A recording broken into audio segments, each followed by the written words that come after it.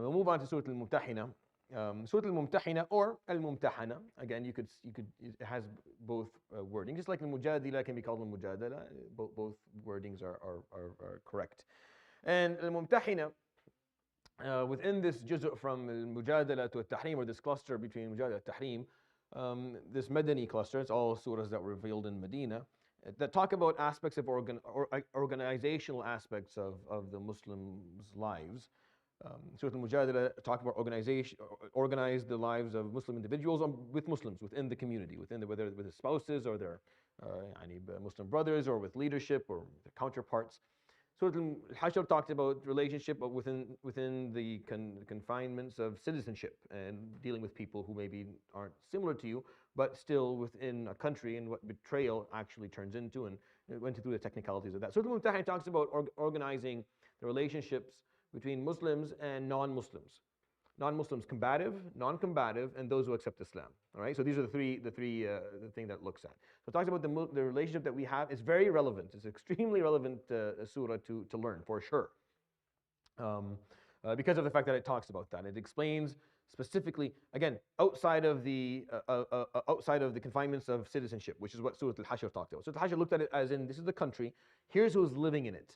You have people you have those who've been living there for a long time. You have the Muslims who are coming in as refugees. You have those who will come in later. You have those who are poor, who can't make ends meet, and the financial system that will be required to support them. You have those who betrayed you. You have those who are hypocrites, are similar to you, but don't actually don't actually stand by you. You have those who disbelieve in you and don't agree with you and are different than you. Some of them actually continue to live with you normally, and some of them don't. So that's Surat Al-Mumtahinah just kind of takes away one piece. As a Muslim, how do you deal with non-Muslims, people who don't believe what you believe in? And it looks at the three different categories: non-Muslim combative, non-Muslim non-combative, and then those who accept converts, those who accept Islam.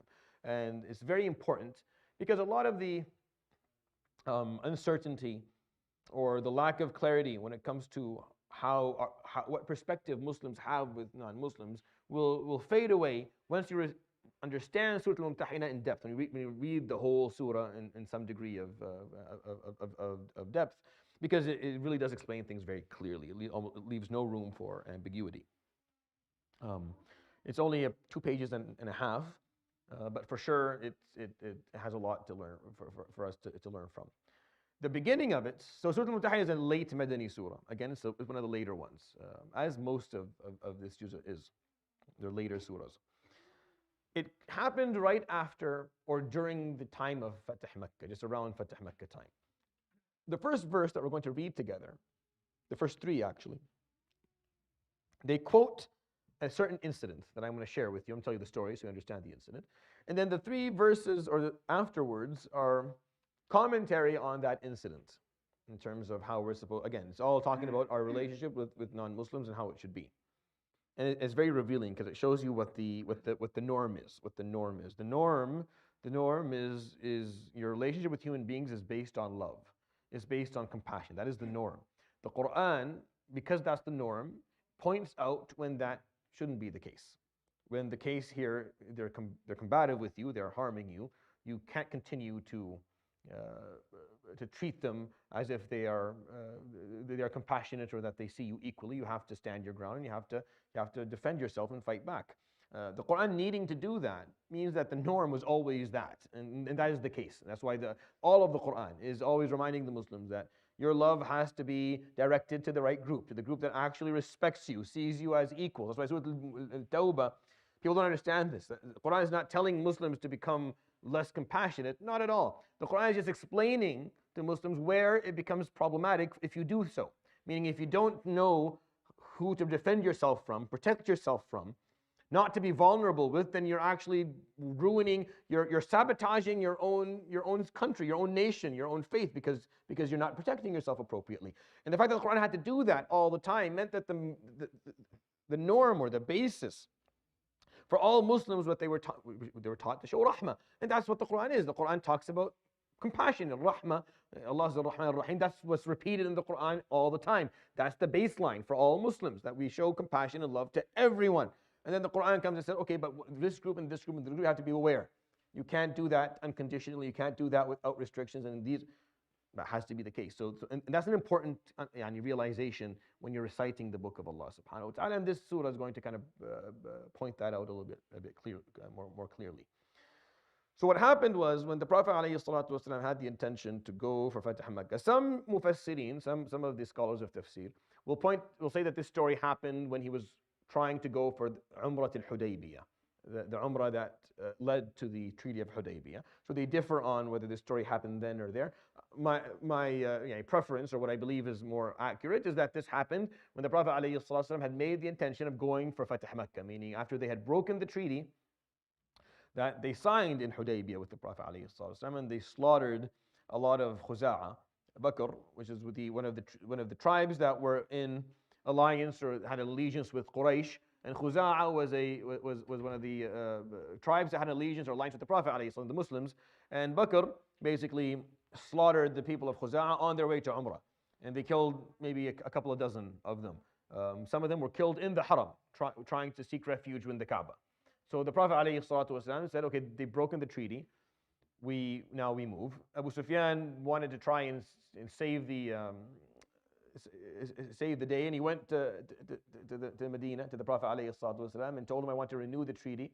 So he'd ask him, well, why do you want to renew the treaty? We already signed it. What's the point of renewing something that's been signed? Unless you did something. Did you do something, Abu Sufyan? Did you guys do something?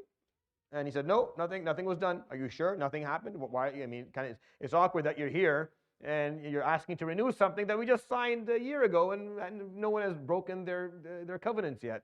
Unless you broke your covenant, Abu Sufyan, because what Bakr did, they did with the blessing of Quraysh. Quraysh said, yeah, go ahead, slaughter who you want. We won't say a thing. We'll look the other way. And he refused to renew the treaty, and Abu Sufyan would go around begging Abu Bakr and Umar and Uthman and Ali if they would just intervene or put their weight to renew the treaty. And then when that didn't work, he begged Fatima and Hassan and Hussein, they were children, to do that, and no one listened to him. And he ended up going back to Mecca, not being able to renew the treaty. The Prophet ﷺ knew why, and so did Abu Sufyan. They both understood what they were doing, but they didn't kind of articulate it at the time. And the Prophet ﷺ made the intention of going to Mecca. Now, when he first found out about that, I mean, how did he find out that Bakr broke the covenant and Quraysh broke the covenant and slaughtered the people of Khuza'ah? How do you find out? A man from Khuza'ah, his name was Amr ibn Salim. Amr ibn Salim would make his way. He was one of the people who were actually amongst the group of Umrah that were slaughtered, but he made it out. He didn't die. He got on his horse and he made his way to Medina, and he walked into the Prophet ﷺ's masjid and he said poetry. يعني قتلونا في الوتير هجدا وذبحونا ركعا وسجدا فانصر رعاك الله نصرا مؤكدا, whatever. I'm not very good at memorizing poetry. So he goes and he gives this long poem, and he explains to the Prophet within it what exactly happened. So the Prophet ﷺ got upset and said, "Nusirta ya Amr ibn Salim," meaning you will be avenged, O Amr ibn Salim and your people. But he wasn't sitting alone that day. He wasn't alone in the masjid. There was one more person sitting there. His name was Hatib ibn Abi Balta'a, radiyallahu anhu, from one of the Sahaba who fought in Badr with him, والسلام, and in Uhud and Khandaq and all of the times afterwards. And he was one of the Prophet ﷺ's rusul, one of the messengers he would send to the different kings of the land, because he was bilingual. So he'd send him to speak to kings and come back. So he was someone that was he was trusted by the Prophet ﷺ, and he was close. So he heard, and the Prophet ﷺ said, keep this between us. No one knows about this besides you and I, because I need to plan. Because he didn't want Mecca to find out, or Quraysh to find out, that he was going towards them. So that's basically what he did. He prepared himself, and he only let people know before on the way out. On the way out, actually, the whole time, it was what he had sent, or he spread as a rumor, that they were going for Thaqif and Hawazin and Ta'if, another city. Thaqif and Hawazin were preparing an army because we can't fight him off, and they were preparing it, but he wasn't going. They were going to Mecca, and then he changed last minute, because Ta'if and Mecca are close together. If you ever looked at the map, they're not that far away. Hatib, what he did is that he sent a letter, wrote a small letter to Quraysh saying, Muhammad is coming for you, basically. And he gives it to a lady who was visiting from Mecca in Medina. She puts it between the fa'ir of her hair, and she goes back to Mecca. Jibreel comes and tells the Prophet ﷺ, send a few people to this area. They'll find a lady. This is her name. Have them retrieve a message that is of interest for you. So alayhi salatu wasalam would call Ali and Zubair and Abi Marthad al-Ghanawi, and he would tell them, you go, you'll find fi rawdati khakh, which is the name of the area, you'll find a lady, make sure you don't come back without the letter. So they go, and they find her exactly where the Prophet alayhi salam told her, and he told her, give us the letter. She said, I don't have a letter. They said, give us the letter or we take it from you. So she got scared and she gave him the letter. And they come back to the Prophet alayhi salam. He takes the letter. He doesn't read, but he had it read. He calls the Muslims and he calls Hatib. And he takes the letter and he throws it in Hatib's face. He says, Ma hada ya Hatib, what is this? And Hatib said, Tamahal alayya ya Rasulullah. Be patient with me, ya Rasulullah. فما أنا والله بالذي ارتد عن دينه. I did not commit apostasy. I didn't leave my deen. ولكنني رجل ملصق بقريش. You see, I'm not actually from Quraysh, Rasulullah. I was a slave who was freed and I'm stuck to them as a mawla. Again, a social system that is too complicated for the purposes of this halaqah for me to go through, so I'll leave it for now. But he didn't have like a family in Quraysh. He didn't have like brothers and a father and uncles. He didn't have a tribe. He was associated or affiliated with a tribe in Mecca, but doesn't really belong there. But a lot of his family members, like his wife and his children, he was never able to take them out, were still living there. And he was afraid that if the Prophet ﷺ took an army towards Mecca, that the people of Quraysh would just look who are the families of the people who left who are Muslim and just slaughter them all. And then he would lose his family. So he wanted to find a way to do something for Quraysh so they would remember. They wouldn't harm his family for it. Like he wasn't trying to betray them, because in his mind, whether they know he's coming or they don't know he's coming, they're going to lose. At that point, the Prophet ﷺ had an army of 10,000 people from all the tribes of Arabia. They were way more powerful than Quraysh was by far. Quraysh had nothing. They didn't have an army left anymore. They were very, very weak in comparison to what he had. So to Hatib, it was like, it doesn't make a difference. Like if they know or they don't know, it won't make a difference really. Now, it would make a difference, obviously, because it would be more bloodshed for sure. And that's the Prophet ﷺ's goal, is that he doesn't want to witness bloodshed. So he betrayed. He performed an act of treason, basically. So Umar, after Hatib explained himself and said, this is why I did it. I didn't do it as an act of apostasy. قال يا رسول الله مرني أقطع عنق هذا المنافق. Give me the word and I'll chop the head off of this hypocrite. فقال ما هي عمر? The Prophet ﷺ replied, be quiet, Ya Umar. فإنك لا تدري, because you don't know. لعل الله اطلع على أهل بدر فقال اذهبوا اصنعوا ما شئتم قد غفرت لكم. What do you know? Maybe Allah looked at the people of Badr and told them, go, do whatever you want to do, I will always forgive you. And that phrasing from the Prophet ﷺ means that's what happened. That Allah subhanahu wa ta'ala looked at the people of Badr and said, what you've done is of such value. Now, I don't want to distract from the purpose of this story, the way that's narrated in the Quran, by talking about something that's not really what this story in the Quran is talking about here. But it is something worthy of your contemplation. That the way it works in many senses, for the sake of arguing it in the eyes of Allah subhanahu wa ta'ala, is that if you do something that is very, very valuable, that is really important, if you carry a burden that no one else was willing to carry at a time where it was really needed, that's your ticket. That's your ticket for salvation. That's your ticket for forgiveness. And that works for everyone. The people of Badr, that was a hard day. That was a harsh moment. Or those were harsh moments in general. There were very few people. Never had the authority of Quraysh ever been challenged in Arabia before. Especially not by an army that was a third of the one that was marching. Especially not by a bunch of people who were not fully trained yet and had no artillery and didn't really have a proper... that wasn't what they were trying to do. So to stand your ground that day was a really important thing. It was very hard to do. It was very scary. And it had the huge impact on what Islam turned out to be. So it was very, very valuable. So because Hatib was amongst the people who did this, his sin was forgiven. The example I always give is Musa and Yunus, alayhim as-salatu was-salam. Musa, at one point, got upset. So he was carrying the Torah in his hand, so he took it and he slammed it on the ground. He threw it on the ground, and he went and he took his older brother by his beard, and he pulled him by his beard and by the hair of his head, and he starts yelling at him. An action that you wouldn't probably accept from your own imam. If I threw the Quran on the ground, that would be the end of me. That's how I would retire, basically, from doing all this. The Torah. It was the Torah. Al-Wah was the Torah. The Ten Commandments that were, the first revelation of the Torah to Musa alayhi salam. But we see no evidence in the Quran of him being chastised for it or called out for it or any form of punishment at all. Nothing. It's not even taught, even though it's pointed out a couple of times in the Quran, not once is it pointed out that maybe he shouldn't have done that. Not even once. Yunus alayhi salam left his people not because he left them out of anger for their sake. Like he was upset that they had brought themselves to the point where Allah was going to punish them. So he left as if frustrated with them, not hating them. He just frustrated with them that they'd done that to themselves, and he was punished in the belly of the whale. So why this person? Why that person? Because Yunus didn't stand in front of Fir'aun. That's why. Because Yunus did not stand in front of Fir'aun. Musa did. Musa did something very difficult. That makes sense? You have to find that in your life. You have to find the one thing that you're going to find the burden, the load that you're going to carry that no one else is willing to do. The difficult work that no one wants to do. The thing that you're going to bring to Allah subhanahu wa ta'ala, say, this is what I did. Yeah, I made a lot of mistakes. My salah wasn't great. I didn't really do it. Like I'm not a great person, but I performed this one deed for your sake, and it was really hard, and I dedicated my life to it. And that's a valuable thing to have. Hatib had it, so he was saved. Otherwise, Hatib's head would have flown off with Umar's sword pretty quickly that day for doing this, as others did.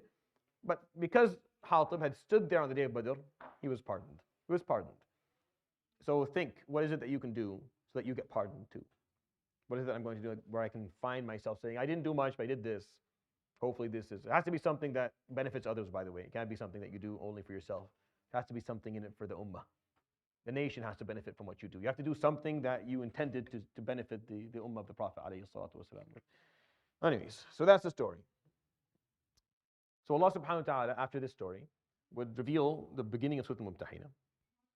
And he'd point out where Hatib made mistakes and how he should have behaved and how the Muslims should behave about this issue. And I'll recite them. We'll recite the first verse, and then we'll talk inshallah about the meanings. أعوذ بالله من الشيطان الرجيم. بسم الله الرحمن الرحيم. يا أيها الذين آمنوا لا تتخذوا عدوي وعدوكم أولياء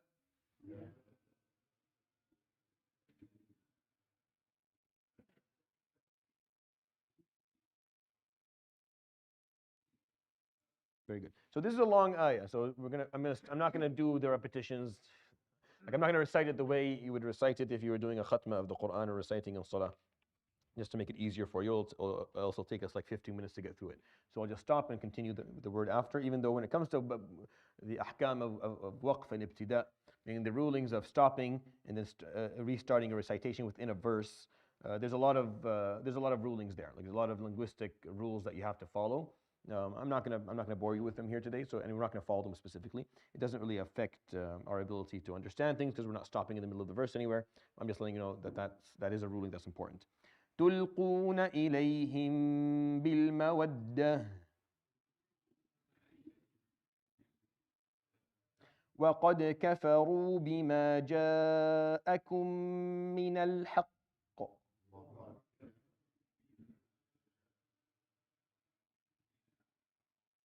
يخرجون الرسول وإياكم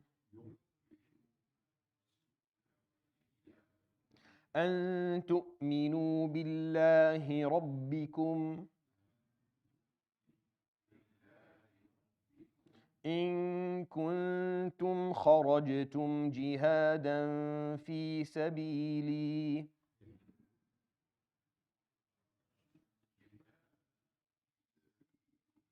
وابتغاء مرضاتي تسرون إليهم بالمودة وأنا أعلم بما أخفيتم وما أعلنتم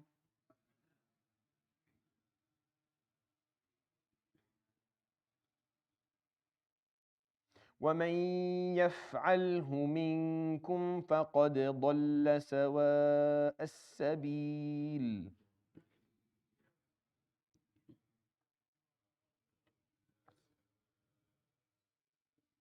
So let's go through what this verse means. It's a long one, it's an important one.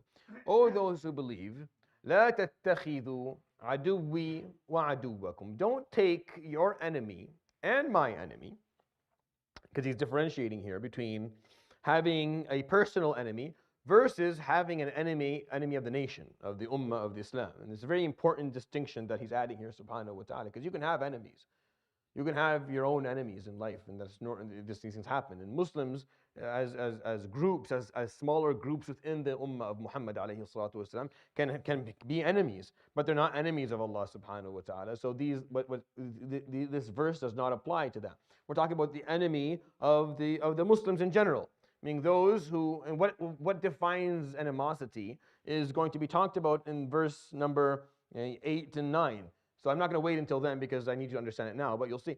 It's when people, your enemy are the ones who don't believe that you have the right to believe in what you believe in. Like they don't believe in your freedom of religion, and they don't believe in your freedom of speech, and they don't believe in your freedom or the sanctity of your life or the sanctity of the place that you live in.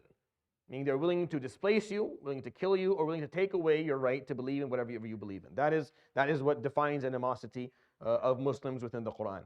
So he says, لا تتخذوا عدوي وعدوكم. Don't take your enemy and mine, or my enemy and yours, عدوي وعدوكم. So they understand that he's talking subhanahu wa ta'ala specifically about these groups of people. Now he's not talking about a neighbor who throws garbage in front of your house, or a neighbor who slanders you, or puts up a flag just to spite you. No, he's not talking about that. He's talking about an actual act of oppression, taking away your fundamental rights as a human being, and happening on a nation basis, not on a individual basis within a country. Within a country, that you can't call anyone who's living with you in a country, I do Allah or I do. It doesn't work that way. It's either they're breaking the law or they're not. They're breaking the law, then you go through the proper channels to have them punished for what they did. But you can't use this. It's important to understand where these verses are going to be used so that you can practice them appropriately. Because if you practice them out of context, then it's not going to work out very well. So don't take my enemy and yours, explaining that. Awliya, don't take them as alliances, right? Or don't build allegiances with them. They're not your allies. Don't take them as allies. They're not your allies. Don't look for them to support you in what it is that you want to be supported with. Don't try to build that alliance with them. If they are very clear on the fact that you don't have the right to believe in what you believe in, or to live where you live, or the sanctity of your life, then you should not take them as allies. This is what Quraysh basically was telling the Muslims and telling the Arabs around the Muslims that they were. Meaning they need to be removed. This was the narrative, that they have to be removed. The Muslims cannot be there, we have to get rid of them. Either we get rid of them, they go live somewhere else, or we slaughter all of them, which is why they brought 10,000 Confederates trying to completely end the whole story. They wanted to get rid of them. That was their goal. So it's kind of weird that Allah subhanahu wa ta'ala has to say that, right? Isn't it why would you need to say that? Kind of goes without saying, this is your enemy that does not believe in your right to believe, in your right of freedom of religion or freedom of speech or the sanctity of your life or the place that you live in. Why would you even consider taking them as allies? Because like I said, the baseline for Muslims was that no, we always extend our hand out. We're always trying to build alliances. We're always trying to make friends with those around us. We're always trying to look for ways to get along with people. That is the baseline. The baseline is a baseline of compassion. It's a baseline of love. It's a baseline of working with others. So the Quran has to come and point out where you shouldn't do it. Understand the idea here? It's not the opposite. It's not the baseline is hatred and blood, hunger, and then the Quran is going to say, no, you need to show you have to show compassion. And no, that's not the case. It's the opposite. The baseline is that this is how the Muslims function, and then they have to be told, no, you have to stand your ground. You can't do that. That's going to harm you. And that's important to understand, because if you don't understand that piece, then these verses may sound different to you, or you may comprehend them differently. And then he explains what he means by taking them as allies. تلقون إليهم بالمودة وقد كفروا بما جاءكم من الحق يخرجون الرسول وإياكم أن تؤمنوا بالله ربكم. So all this is the explanation. Tulquna ilqa is when you throw something at someone. Tulquna ilayhim bil mawadda. You're throwing your love at them. Now this is a really interesting term because love, mawadda is love, right? So love should be exchanged, or it should be mutually expressed, or it should be shared. But I'm sure that you've been in situations where you have thrown your love at someone and they let it fall to the ground. They did not respect it. They did not treat it appropriately. You were vulnerable, you put yourself out there, and you gave love, and they did not treat it the way they did. They abused it, they misused it, they did not show any signs of valuing what you actually did, which is very difficult to recover from, by the way. It's very hard to recover when you do that, when you put yourself out there and the person in front of you spits at it, or neglects it, or ignores it, or mistreats what it actually is. And this is the term used here, tulquna ilayhim bil mawadda. It's like you're throwing your love at them, hoping that they'll appreciate that, and that they'll show you love back, and they won't, because they never showed you love to begin with. Ha antum ulai, in the Quran, I'm giving you evidence of how this is a common practice of Muslims, because that's what Islam is about. Ha antum ulai tuhibbunahum wa la yuhibbunakum. Here you are showing them love, and they don't show you any love. They don't love you. وَتُؤْمِنُونَ بِالْكِتَابِ كُلِّهِ. You believe in the book of Allah in full. وَإِذَا لَقُوكُمْ قَالُوا آمَنَّا. And when you meet them, they say, yeah, we're on your side. وَإِذَا خَلَوْا عَضُّوا عَلَيْكُمُ الْأَنَامِلَ مِنَ الْغَيْظِ. And the moment they walk away from you, they bite down on their hands in hatred towards you, hoping that you all die. This is what the Quran is explaining, that you have to be careful of showing love to those of giving love to those who aren't mutually going to show it back. Again, this verse is not talking about the social examples of that. So if you're thinking of a social example, that's not what it's talking about here. It's talking about, again, dealing with the state, the enemies of the state, enemies of the nation, those who don't believe in your right to live or your right to be a Muslim. But he uses that term because that's it's a very popular and appropriate term. You can draw parallels to your own life, because we've all done that at one point, where we've showed someone a lot of love, we really pursued, and then they didn't do it. They didn't bite, and it hurts. It hurts because you feel like I really kind of burnt myself there, and they showed no interest. تلقون إليهم بالمودة وقد كفروا بما جاءكم من الحق. And they have shown their intention of not ever accepting any of the truth that has come to you. وقد كفروا. They have disbelieved بما جاءكم, in everything that has come to you من الحق, from the truth from Allah. يخرجون الرسول وإياكم. Here's the problem. And they have removed the Prophet and yourselves from your homes. يخرجون الرسول وإياكم. Why? أن تؤمنوا بالله ربكم. Because you believed in Allah your Lord. It was just based on the fact that you had a different belief than they did, so they decided to displace you and remove you from your land. Allah subhanahu wa ta'ala in Surat Al Mumtahinah is making an argument for Muslims to not shower those who removed them from their land and displaced them because they didn't believe they had the right to have freedom of religion. He has to make an argument of why the Muslims shouldn't shower them with love. Are you understanding? Allah is making an argument for Muslims. Don't shower those who kicked you out of your land because you believe something different with love. Don't shower them with love. That's because they were. This verse was revealed when Hatib did the action, but it wasn't talking about Hatib specifically. As you can see, the verses using the plural term in talking about the story. Whenever there's a story that happened, it was a person, it comes and it talks about a specific, you find that singular usage for the mistake that was happened. You draw an analogy from it, you deduct the qiyas and for all of us. But in this ayah, every aspect of the pieces of advice was plural, because it wasn't just Hatib who was doing this. It wasn't just Hatib who sent that. No. All the Muslims were doing it on different levels, in different ways. Because that's what he taught them, alayhi salatu wasalam. The teachings that they got from him, alayhi salatu wasalam, was to love others, to wish, to hope that they find guidance, to show them compassion and try to get them on your side, and never ever give up your da'wah. Always hope that it'll work out. So they had to be brought back to a baseline of, no, not the ones who are displacing you and depriving you your right to live and to be Muslim. Not those ones. Not the combative ones. You can't do that with the combative ones. That is how you ruin your nation. That is how you end up with nothing at the end. So you have to be smarter than that, at least regarding this example. Because that's the baseline of what it means to be a Muslim. It's very unfortunate that somehow we figured out a way to make it seem as if Muslims are different than that. meaning that we, on a default level or in a default manner, don't get along with others, or we don't wish for khair for them, or we don't show them compassion. The Quran Allah is making an argument. He has to give a command. Don't take them as allies. They have displaced you. They have kicked you out. They don't see any right for you. And you're showering them with love, and they're not giving you anything in return. Don't take them as allies. I don't think, in what example of life do you need someone to remind you not to make that person your ally? Where do you need someone to tell you that the person that kicked you out of your land and told you that you don't deserve to live or deserve to be anything, and you're showing them love, where is it that you need to be, how is it that you need to be reminded, don't take them as your ally? Unless there's I want to say almost a pathological problem of compassion. If there's a little bit too much of it, and you have to cut it down a bit. They don't believe that you have the right to be any. You have to hold back on it when it comes to this example. And then you want to make an argument that Muslims are blood hungry.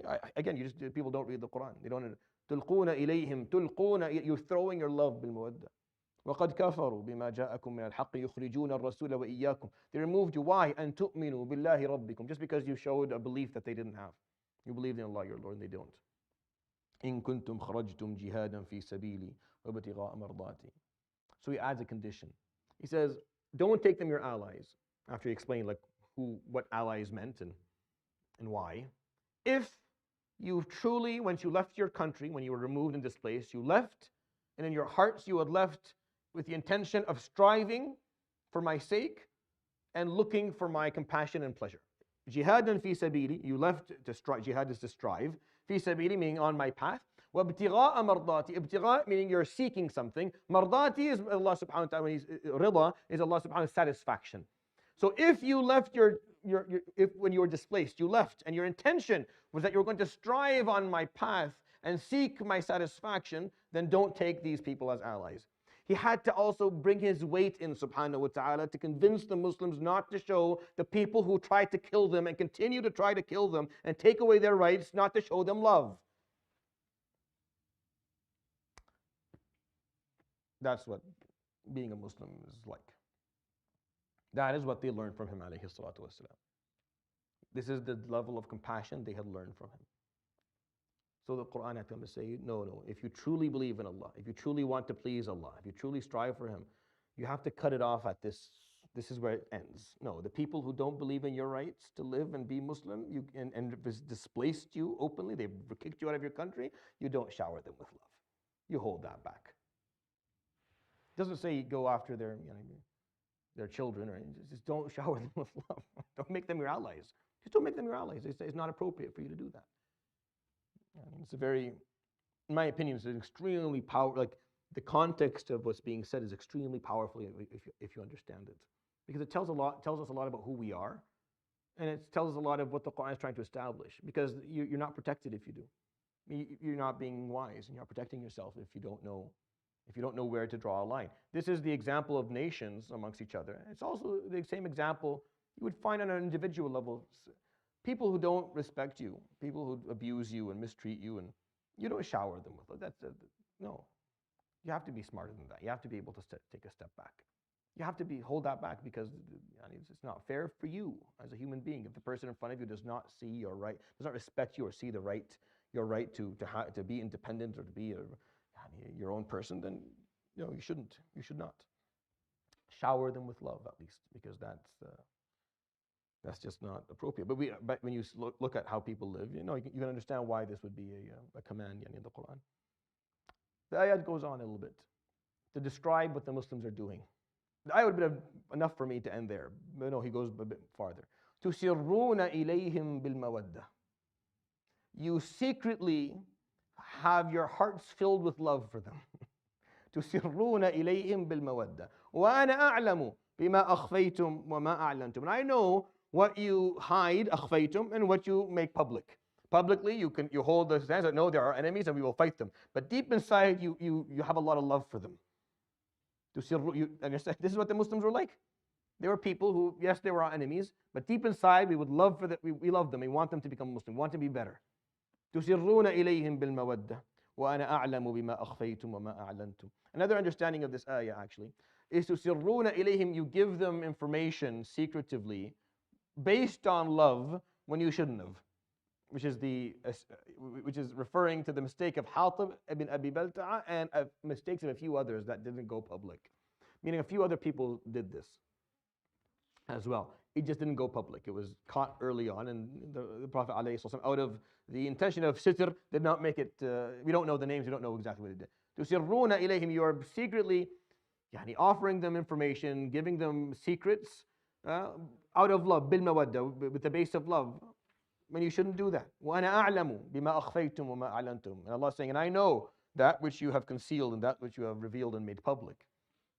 So I'm watching. Stop doing this.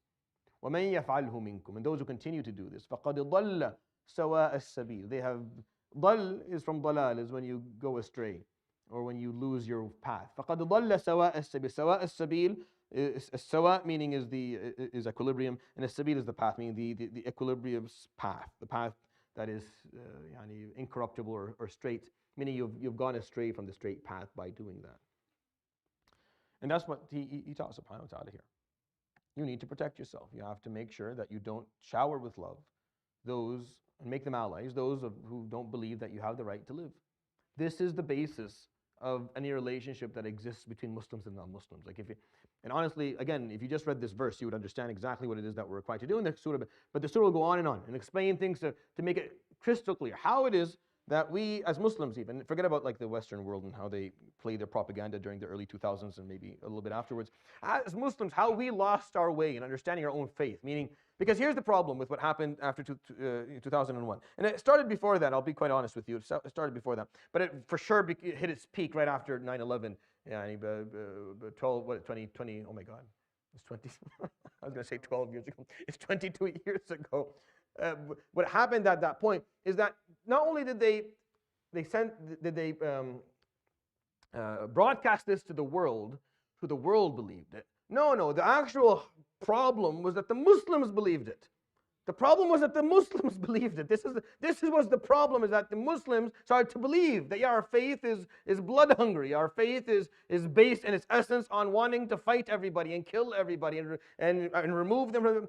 And they start to believe it and feel ashamed of their faith and try to find something that would defend it because they don't know their own Quran, because they haven't read their book. They don't know what it's explaining. They don't understand the context of anything that's being talked about. Anyone can cut and paste something and slap it on a slide or send it in a message or put it on TV, and everyone will believe it, including Muslims.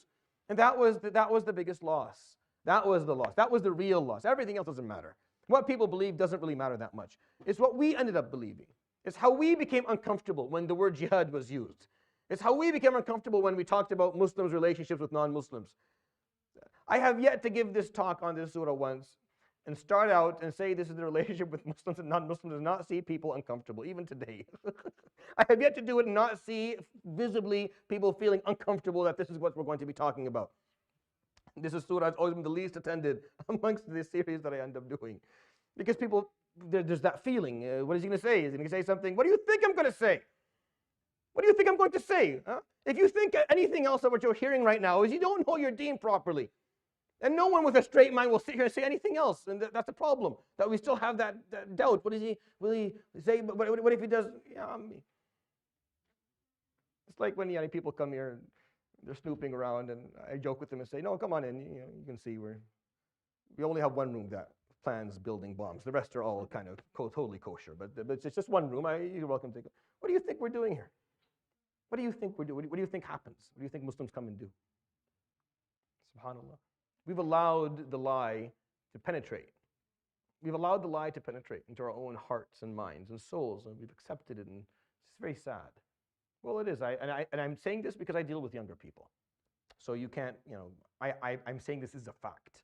This is not an opinion. This is a fact. I deal with younger people, and they reflect genuinely, sincerely, with almost no filter, no political correctness, what they feel about their deen. And I listen to that. That's my job.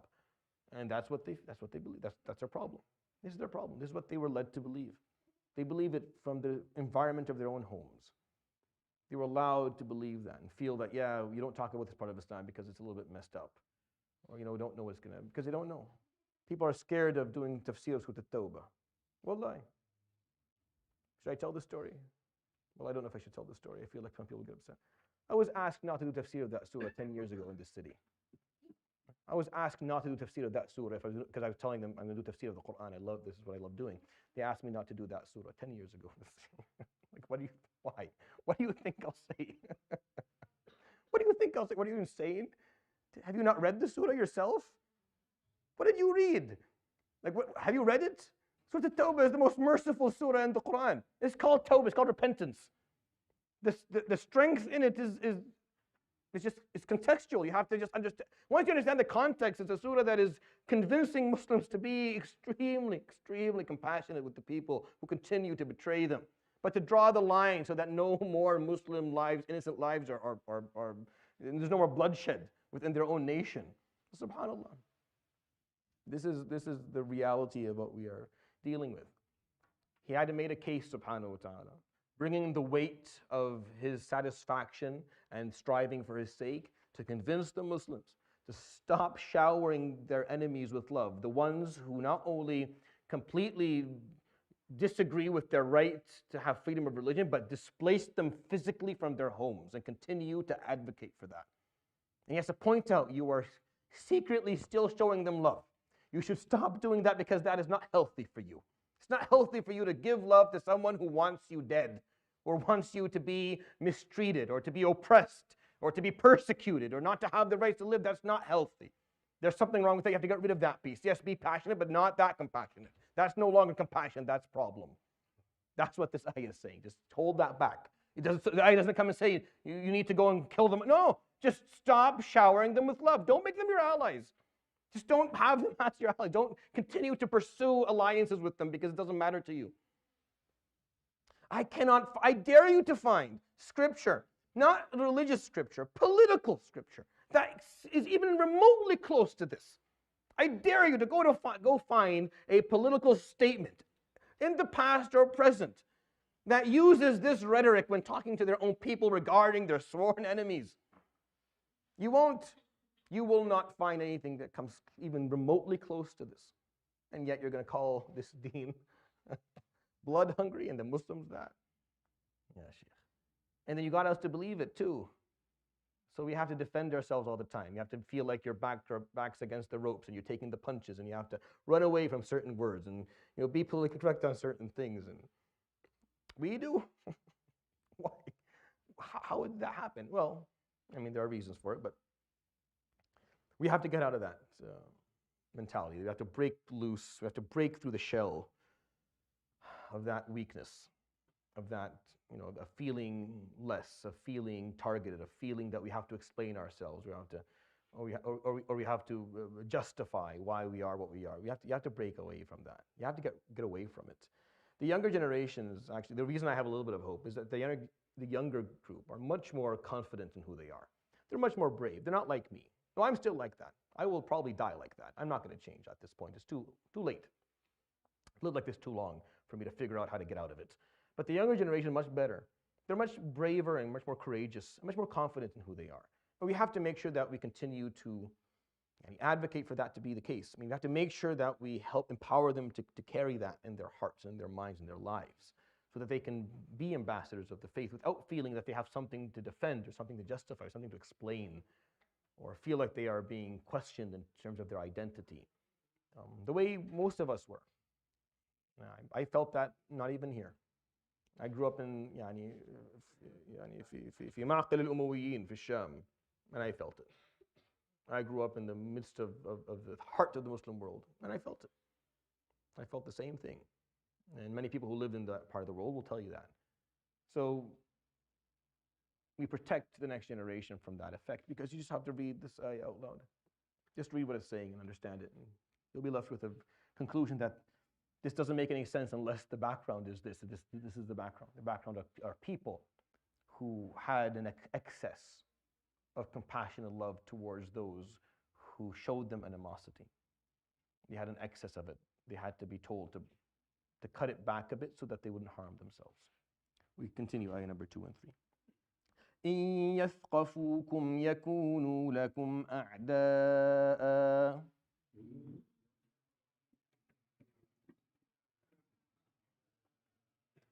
وَيَبْسُطُوا إِلَيْكُمْ أَيْدِيَهُمْ وَأَلْسِنَتَهُم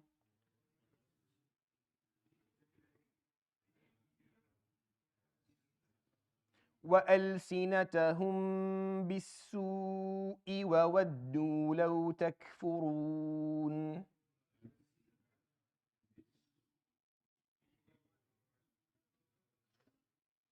لن تنفعكم أرحامكم ولا أولادكم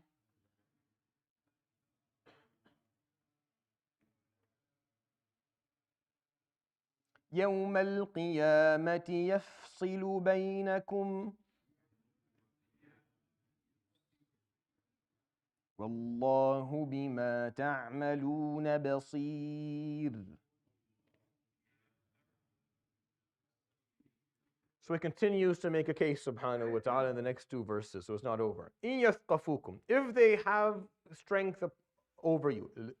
يَثْقَف, it's a very complex, actually, linguistic word in the Quran, and you find it in different places. But it all has the same meaning. يَثْقَفُوكُم is if they are capable, if they take control of you, meaning they have the upper hand over you. You're no longer equals. You're not, because when you have an alliance is the basis of the idea is that are two peers that are uniting for some political gain. That's what an alliance is, if you look at the definition. So يَثْقَفُوكُم means there's now one group is stronger than the other. You're under their mercy, or you're under their control. So إِن يَثْقَفُوكُم, if these enemies that you are showering with love, يَثْقَفُوكُم, they're in control of you. يَكُونُوا لَكُمْ أَعْدَاءً, they will be true enemies to you. Like they'll bring out their actual animosity towards you. If they're not showing it to you when you're having the discussions and allowing it to happen because they're getting something out of it, once they have control over you, they will show you their true animosity. يَكُونُوا لَكُمْ أَعْدَاءً وَيَبْسُطُوا إِلَيْكُمْ أَيْدِيَهُمْ وَأَلْسِنَتَهُم بِالسُّوءِ. يَبْسُط is when you put something out. It's like you spread something. And here it's a figure of speech. يَبْسُطُوا إِلَيْكُمْ أَيْدِيَهُم, they will put their hands and their tongues out there towards you بِالسُّوء, with harm. وَوَدُّوا لَوْ تَكْفُرُونَ, and what they love is if you would just lose your faith. You see, this is the third time he's used the word mawadda so far in the first two verses of this surah. He talked about تُلْقُونَ إِلَيْهِمْ بِالْمَوَدَّةِ, you're showering them with love when they clearly don't have any intention of wanting you to have the right to live. تُسِرُّونَ إِلَيْهِمْ بِالْمَوَدَّةِ, some of you are giving them love secretively, just hold it in your heart. What do they want? وَوَدُّوا, them, what they love, لَوْ تَكْفُرُونَ, if you would just lose your faith. They want you not, they just won't want you to continue to be Muslim. They don't want you to continue to have your faith anymore. They want you to lose it somehow.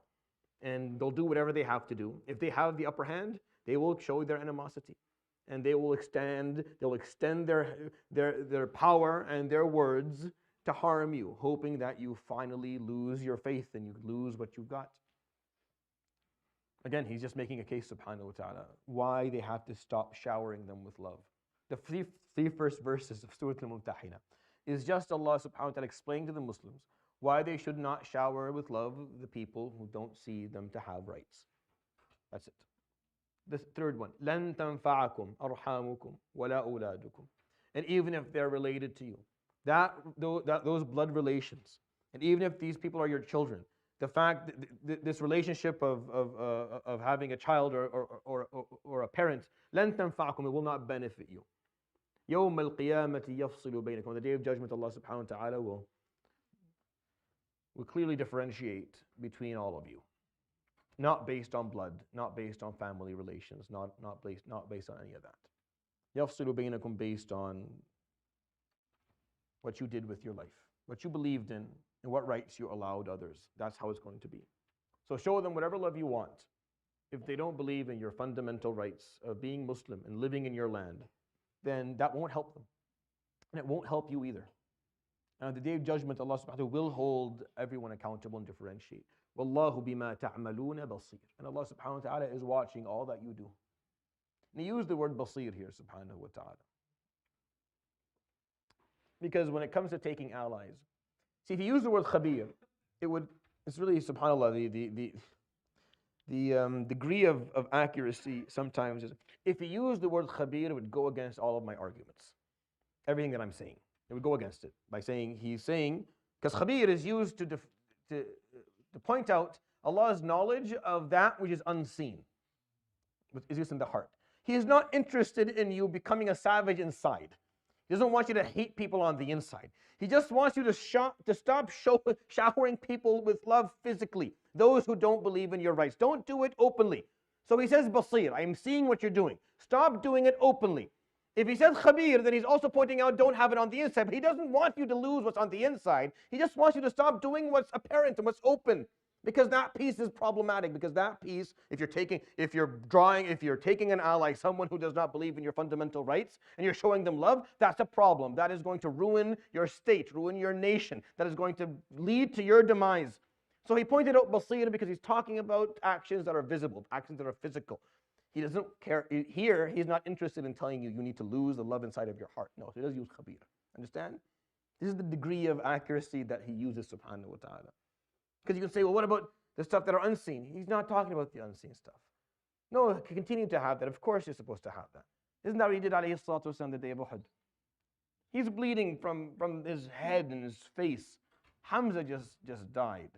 Mus'ab has died.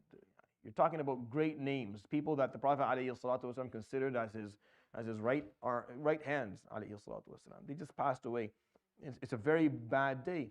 He puts his hands up, and they thought, because they asked him, make dua against make a dua against the middle of war. The middle of war. Middle of war. This is not some preparation. This is in the battle, in the midst of a couple of hour battle, in the midst of it. They tell him to make dua against them, so he says, Allahumma ghfir li qawmi. Oh Allah, forgive them. In another narration, Allahumma hadi qawmi. Oh God, oh Allah, guide them. فَإِنَّهُمْ لَا يَعْلَمُونَ. They don't know what they're doing. They're ignorant. If they knew what they were doing, they wouldn't have done this. If they had any knowledge, they would not have done what they have done. But they don't. So Allah, this is who they learned from. Sallallahu Alaihi Wasallam. This is how he was. He was of that nature. He always gave a second chance, always hoping that he could save someone from punishment. After the day of Badr, when he goes, alayhi sallam, he sees the bodies of Utbah bin Rabi'a and Abu Jahl, Abu al-Hakam ibn Hisham. He stands in front of them and he starts to speak to them. هل وجدتم ما وعد? Did you find what I told you was the truth to be the truth? He starts talking to them with bitterness. He was bitter. He was bitter. Why? Why did you bring it to this? And the Sahaba would say, Ya Rasulullah, you're talking to them, they're dead. فَقَالَ مَا أَنْتُمْ بِأَسْمَعَ لِي مِنْهُمْ. You don't hear me more than they do right now. They hear me. They're hearing what I'm saying. And he's asking, why? This didn't have to be the case. You could have done things differently. This is how he lived, alayhi salatu wasalam. And this is what he taught them. So the ayat had to come and say, all right, look, when people are depriving your basic rights, you have to hold back a little bit. You have to hold back showering them with love. You can't take them as allies. Just that. This is what the first 3 verses. I'm not trying to run the clock here. I honestly don't think.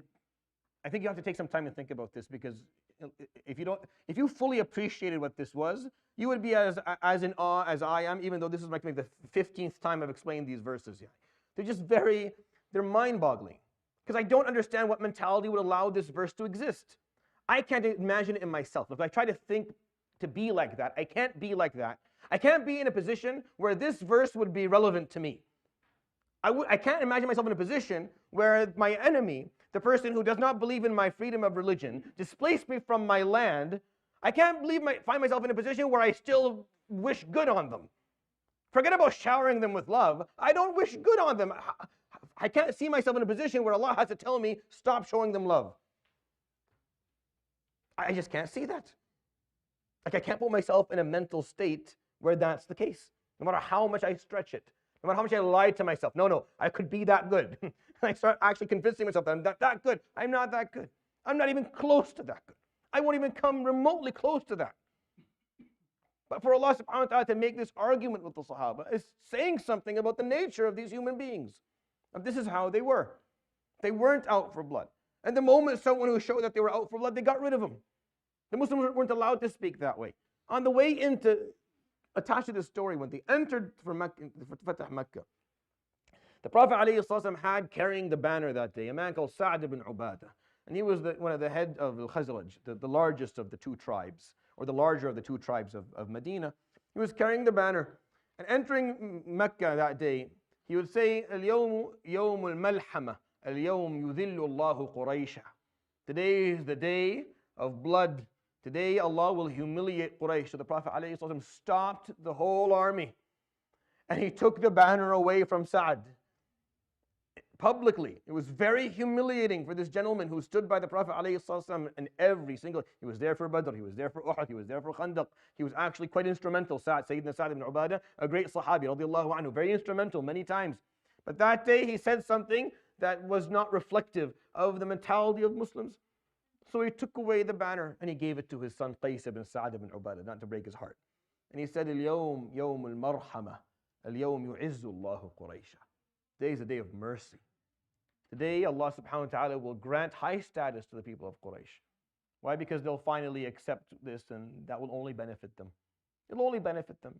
Accept Islam, are you going to be harmed by that? No, you'll only benefit. You'll only find benefit if you accept the word of Allah subhanahu wa ta'ala. You're the one who benefits first before anyone else will. But that's the mentality that he taught, alayhi salatu wasalam. When he saw, when there were people who were showing him animosity, he continued to hope that they would do better. During those first couple of years, you had Abu Jahl and Umar ibn Khattab, extremely aggressive, very aggressive towards him, alayhi salatu wasalam. Extremely aggressive, harming him on a daily basis, persecuting him and his family members and the people who believed in him. And all he would say, Allahumma a'izz al-Islam bi ahad al-Umarayn. Oh Allah, grant Islam strength with one of the two Umars. Hoping that one of them would accept, hoping that some of them would find Islam and accept Islam. And of course, they did, or at least one of them did. They changed the world. It's through that mentality that Islam became what it was. It's through that mentality. That mentality was never lost. Muslims have never been anything else. Don't believe that you were anything else. You were never anything different. As a Muslim, you've always been like that. You've always been someone who, wallahi, it's weird. It's weird to see how much doubt the propaganda of the last 20 years have affected youth. How it made them think, are we actually supposed to think this? Think what? Am I supposed? Is it allowed for me to hope, to wish good upon people? And you understand how depressing it is to get that question? For someone to ask you that as a Muslim, is it okay for me to hope that wish well upon others, work with others, try to benefit others, make dua for them? And you wonder what happened? What happened? How does that question even exist for you? Of course you should. Of course we are people who not only want khair for others, we will pursue it with all our might. We will do everything humanly possible to bring khair to other people. Whether that khair comes in the form of a faith or any form at all. Whether it's just basic dunya benefits, we not only do we wish it among people, we will work towards serving them to make sure that they have it. Whether they accept Islam or not is not even a part of that equation to begin with. Why? Because our Lord had to convince us historically to stop showering our enemies who wanted us dead with love. That's why. He had to make a case of 3 verses, bringing his own weight in and telling us what the consequences would be and how that will affect us in this life and in the day after. See, ayah number 2, the effects in dunya. Ayah number 3, the effects in akhirah if you don't make the change. That's why. So we'll end with that, inshallah ta'ala. I hope that you found that to be beneficial. We'll continue with ayah number 4 next week. Subhanakallah bihamdik, shalla la ilaha illa anta astaghfiruka wa atubu ilayk. Wa sallallahu wa sallam wa baraka ala nabiyyina Muhammad wa ala alihi wa sahbihi.